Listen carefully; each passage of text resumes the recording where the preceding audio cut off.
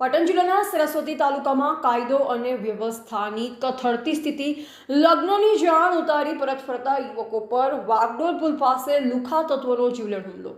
ઘટનાના 5 દિવસ બાદ પણ આરોપીઓ પોલીસ પકડથી દૂર. પાટણ જિલ્લાના સરસ્વતી તાલુકામાં લુખ્ખા તત્વો અને અસામાજિક તત્વોનો આતંક દિન પ્રતિદિન વધી રહ્યો હોય તેમ લાગી રહ્યું છે. તાજેતરમાં જ ખારેડા ગામના વતની પ્રકાશજી પોપટજી ઠાકોર અને તેમના સાથીદારો સાથે બનેલ એક ચોંકાવનારી ઘટનામાં જાહેરમાં જીવલેણ હુમલો કરી જાનથી મારી નાખવાનો પ્રયાસ કરવામાં આવ્યો.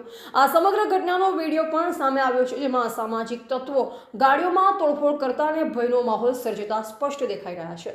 મળતી માહિતી મુજબ ખારેડા ગામના પ્રકાશજી પોપટજી ઠાકોર અને અન્ય લોકો ગાડી લઈ વધી ગામે લગ્નની જાનમાં ગયા, જ્યાં જાન ઉતારી જ્યારે તેઓ રાત્રિ સમયે પરત ફરી રહ્યા હતા ત્યારે વાગડોલ પુલ પાસે પૂર્વ આયોજિત કાવતરાના ભાગરૂપે 2 ગાડીઓ ભરી આવેલ અજાણ્યા લુખ્ખા તત્વોએ તેમને ગાડીને આંતરી લીધી હતી.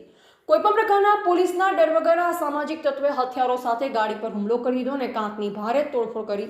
વિડીયોમાં જોઈ શકાય છે કે આ તત્વોએ જાહેરમાં જાનથી મારી નાખવાની કોશિશ કરી અને રસ્તા પર ભારે આતંક મચાવ્યો.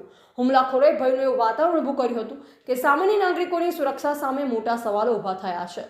આ ગંભીર અને જીવલેણ હુમલાની ઘટનાને આજે 5 દિવસ જેટલો સમય વીતી ગયો હોવા છતાં સ્થાનિક પોલીસ દ્વારા હજુ સુધી આ લુખ્ખા તત્વોને પકડવામાં આવ્યા નથી કે તેમની સામે કોઈ કડક પાઠ ભણાવતી કાર્યવાહી કરવામાં આવી નથી. ભોગ બનનાર પરિવાર અને સ્થાનિક ગ્રામજનોમાં પોલીસની આ ઢીલી નીતિ સામે ભારે રોષ અને અસંતોષ જોવા મળી રહ્યો છે.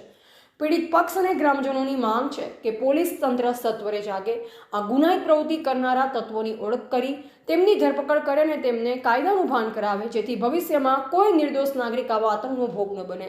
એવા જગતસિંહ દરબાર, પાલનપુર, બનાસકાંઠા, જેબી ગુજરાત ન્યૂઝ.